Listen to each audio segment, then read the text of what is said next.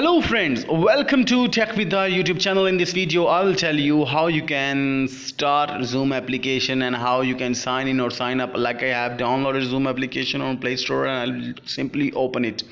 It's opening, and when we'll open it, its interface will be like that. There are three options here: join a meeting, sign up, or sign in.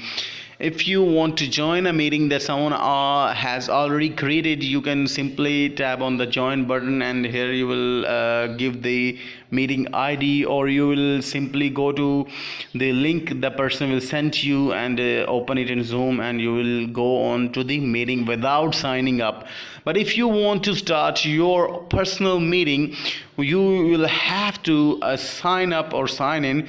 If you do not have any account like Facebook or Google or any account, you will go for sign up, and here you will create a new account. But if you do have any account, you will simply click on this sign in button.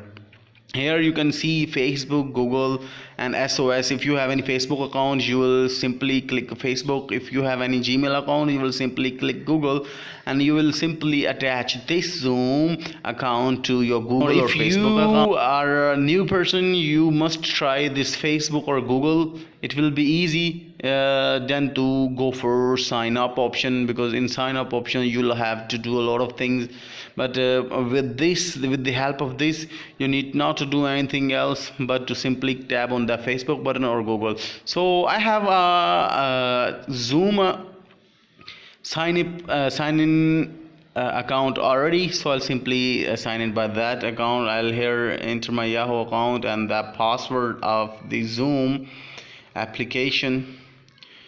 So I'll simply do this and then click on the sign in button, and I am sign in here. And here you can see this is what the interface after signing in. Here the option sign new meeting, join, schedule, share screen, and here you can see settings. If you click on the settings, and here is basics.